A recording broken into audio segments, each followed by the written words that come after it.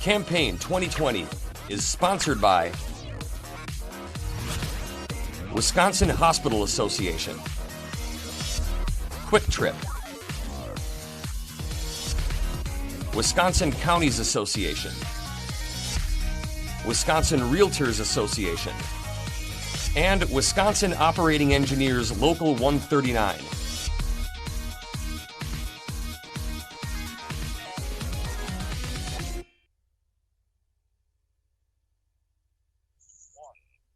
State Representative Ron Tusler of Harrison is a Republican seeking re-election in the 3rd Assembly District. Ron, welcome back to WisconsinEye. Hey, thanks for having me. It's always an honor. Question for incumbents like you. You're re-elected. First bill you're going to introduce in the next session. Well, that's a bill that should be familiar to some folks already, and that is the agro-per bill. So that is a bill that's already passed the Assembly, and hopefully the Senate will pass it. But if they don't, it's number one off my docket. So what that does is agro-per is a cheese-making company, and they want to buy about $11 million more milk from our dairy farmers in the Fox Valley.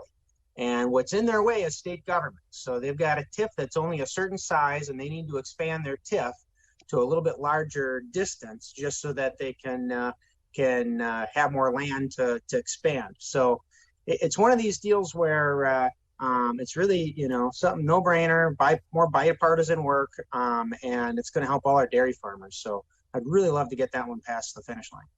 Okay, let's talk about the state budget. The report from Fiscal Bureau last week said we're in pretty good shape for last fiscal year, ended June 30. But with the pandemic, there's concerns about tax collections in this current year. If we're $1 billion short or so, would you want to cut spending or raise taxes and fees? Well, last year we had an $84 billion budget. The year prior was 76. So we expanded the size of government and our budget pretty significantly last term. And to me, I've advocated both under Governor Walker and Governor Evers that you should be borrowing during a crisis and you should be paying your bills when things are going well and you're kind of in the middle of a strong economy. And we've been borrowing the last 4 years, and I wish we wouldn't have, because now we're in a crisis and we still have the ability to borrow more. But to me, I think that's probably where this money should come from, is borrowing over any tax increases. Now, when it comes to cuts, we have a lot of opportunity that we need to take advantage of. I mean, we did expand government quite a bit, last term. And so one of the things that I really appreciated that Governor Evers did was, his 5% cut. And after he did that 5% cut, that saved the state taxpayers about $70 million. I thought that was really cool. And, he wanted to do an additional $250 million cut that he announced in July that, for whatever reason, hasn't gotten much of a start yet.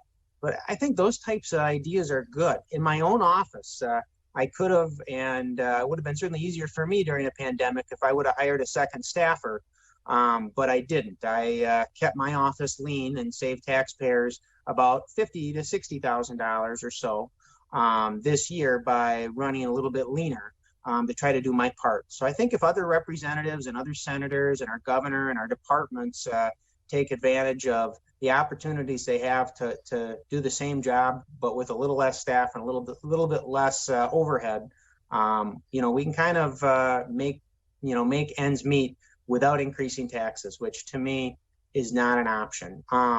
We are already a very high tax state, and we have the 15th highest tax burden of any state. And to increase taxes when you got 7% unemployment is only going to drive unemployment up, and we probably are going to lose some revenue because some of our businesses hurt because of it. So to increase taxes doesn't necessarily increase revenue, and I think it'd be a disaster. It's just not something we should do. So we got to find other ways other than raising taxes.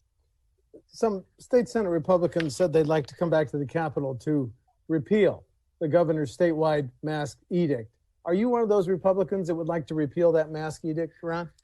At this point, no. I believe that expires on the 30th of September. So we only have 21 days from today's recording to, regarding this mask mandate. And, I wear a mask and I recommend other people wear masks, just to try to keep the people around us safe. But, masks aren't the answer. The shutdown wasn't the answer. And really, the answer to this coronavirus pandemic, it isn't going to come from our state. It's going to come, nationally or maybe globally. And Wisconsin is 5.5 million people in a very, very large world and large country. So, I think we need to focus on trying to do our best to protect our businesses, to protect our health, to protect our children, and wait until we have a good solution that's going to make, that's really going to work.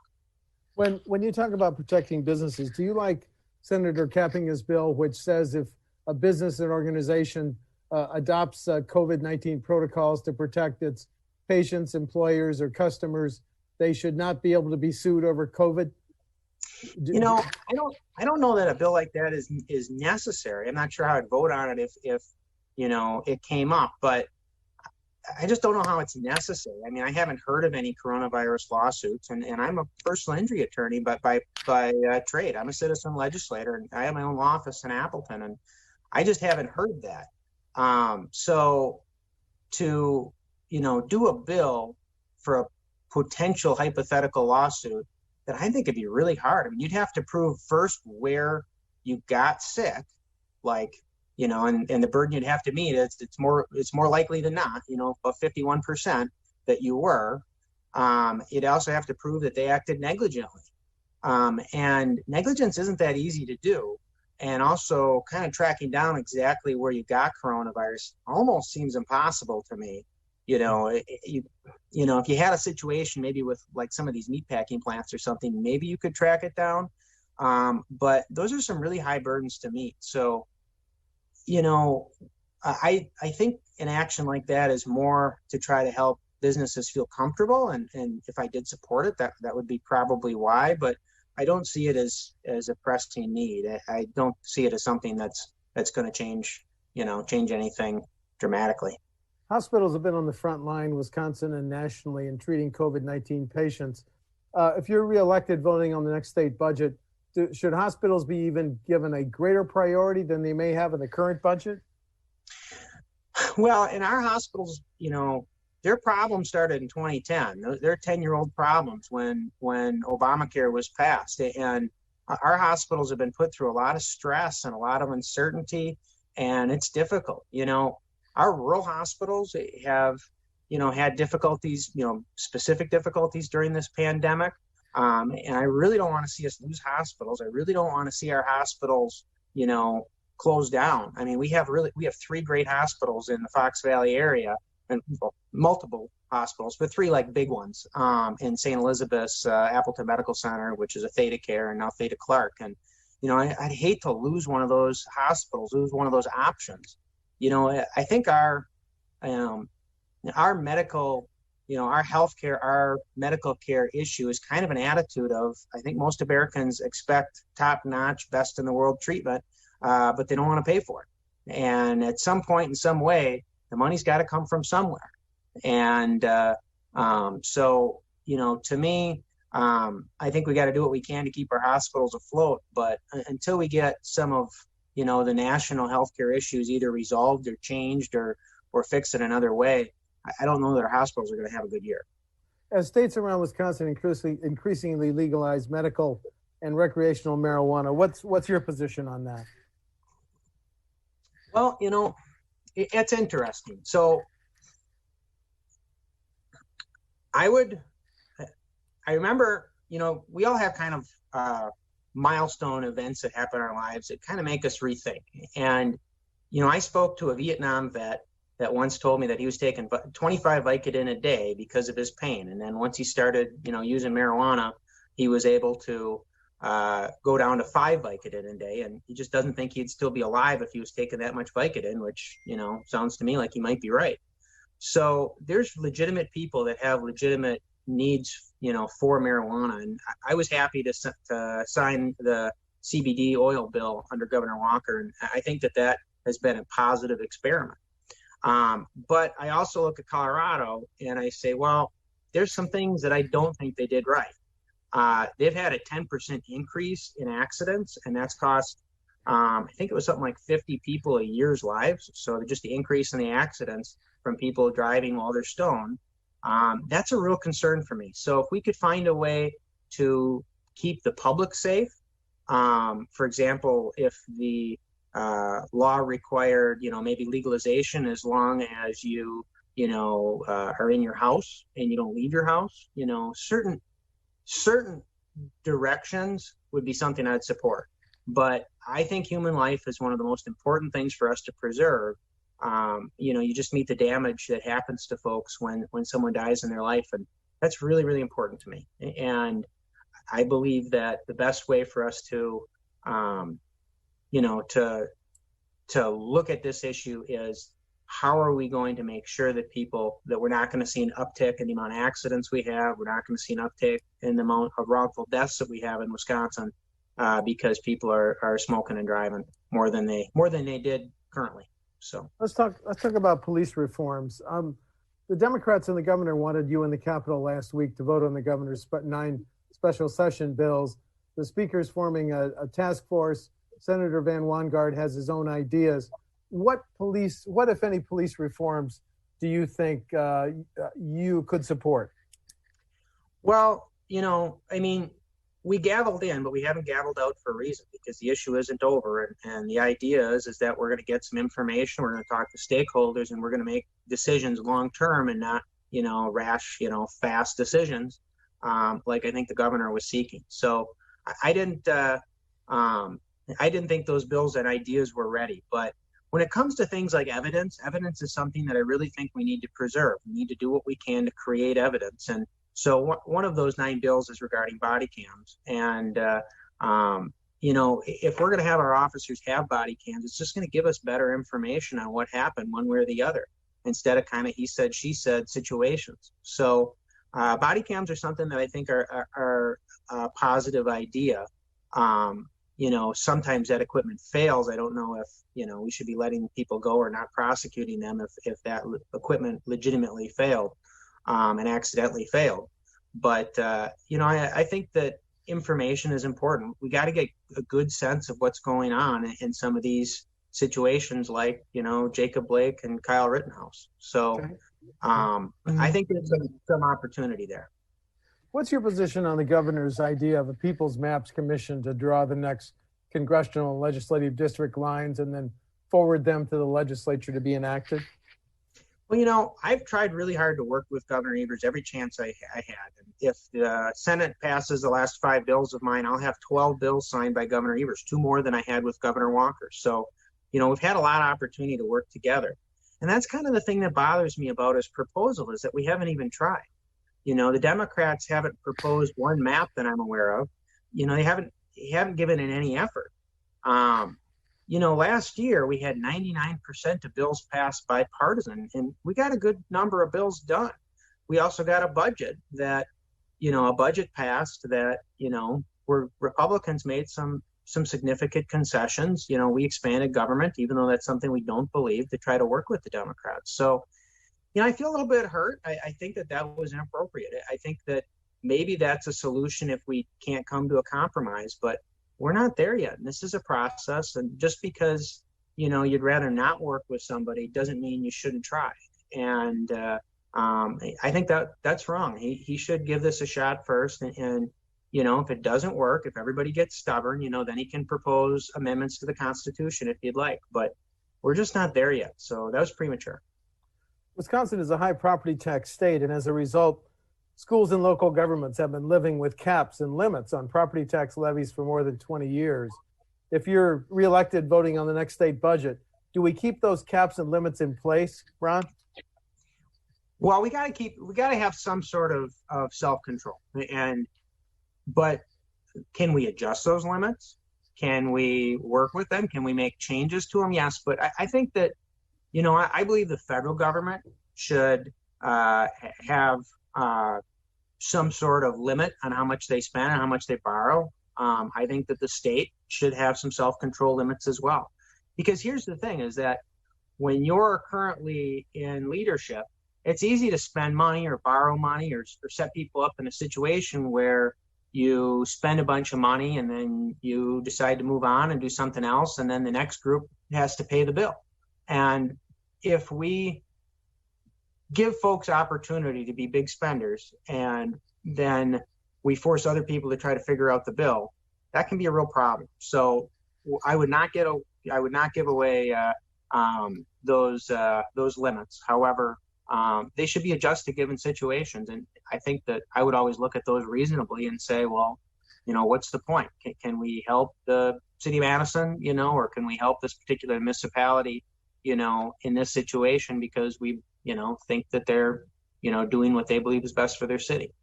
Do local governments need new revenue options to lessen their reliance on the property tax? You're aware that Representative Goyke has a bill that would let Milwaukee County levy an additional half-cent sales tax. Do local governments need revenue options?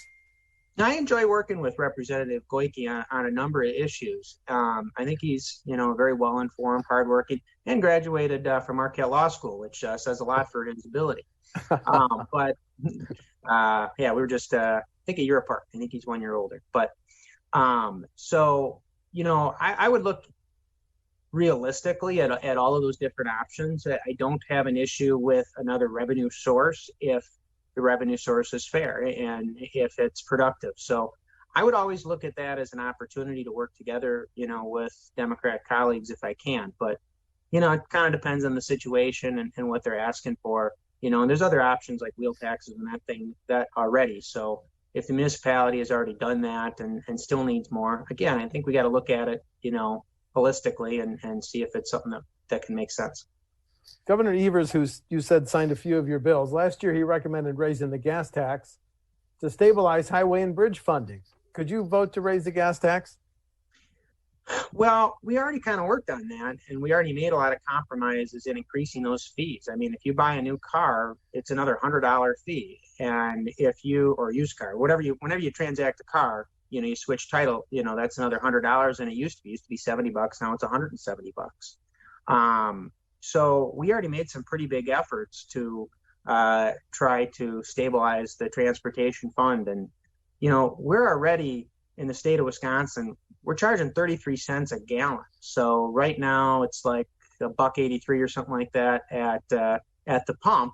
And 33 cents of that is going to the gas tax already. So if you bought 15 gallons of gas, that'd be $5 of the 25 or so bucks that you're paying that are going to go to a gas tax. So we're already kind of taxing gas an awful lot, and forget where we're at, like, in the top 10 or 15 or something like that for highest gas tax already. So these kind of things, they scare away businesses. They become a burden on the state when you raise a particular tax higher and higher and higher. What we need to do is we need to get better at, repairing and replacing our roads. I mean, if you look at what a typical American state, I don't know where Wisconsin lands on this, but if you look at a typical American state, we pay 2 to 3 times as much for a mile of road as other countries do in Europe. Well, why are our roads so much more expensive? Maybe they're better, but how much better are they? Are they 3 times better? So we got to find ways to do our roads cheaper as well. I mean, and we made a big effort this last session, this last budget, to try to fix this transportation fund once and for all. And, I guess I'm not yet convinced that it's not fixed, but if we find out that it's still not, keeping up, then I'd really like to see us do a better job in spending our money than increasing taxes again. Okay. If a school board, local government wants to approve a major public works project, should they have to give a preference to Wisconsin businesses? There was a report that said in 2015, out-of-state contractors got $72 million in public works projects, but that doubled to 146 by 2018. Should local governments have to give a preference to Wisconsin businesses? Wisconsin businesses are better anyway. So these folks that are picking, a company from Illinois or from whatever state that it comes from, they're probably just not getting as good a quality work. So, I don't think that we need that kind of protectionist system, because we got to do something, kind of like what I said in the last question, is we got to do something to make these projects more affordable. But, our Wisconsin companies are amazing, and I'm constantly and amazed at what they can do and how hard they'll work and what they can accomplish. So I think that our Wisconsin companies are are the right fit because they're just better companies. Last question, differences between you and your opponent on November 3? This is the third time you've asked me this, and I've always kind of given the same answer, and that's, I believe in positivity. I respect people that run for office. They're willing to give their time and effort. And, there's a lot of sacrifice that comes with that. So, I don't particularly know her just because of the coronavirus atmosphere, but, I got to do a funny tidbit that I specifically thought you'd like, Steve, and that's this. So before I first ran, Roger Roth was considering running for Senate in Appleton. And my opponent's father, Jack Voigt, well-known Republican, came to me and said, hey, if Roger doesn't do this, we're going to need a candidate. I want you to be the candidate. And I was so honored by that. I thought that was so neat because I'd never really thought of myself as somebody that, people would be looking to vote for. So it was kind of a hallmark moment for me where I kind of realized, maybe this is something I could think about someday. And Roger ran for the office, and I'm glad he did. He's done an amazing job. But he kind of planted that seed. So it's ironic that it happens to be his daughter as my opponent this year. It certainly is. State Representative Ron Tusler of Harrison is a Republican seeking re-election in the 3rd Assembly District. Ron, thanks for talking to WisconsinEye. Hey, thank you. Campaign 2020 is sponsored by Wisconsin Hospital Association, Quick Trip, Wisconsin Counties Association, Wisconsin Realtors Association, and Wisconsin Operating Engineers Local 139.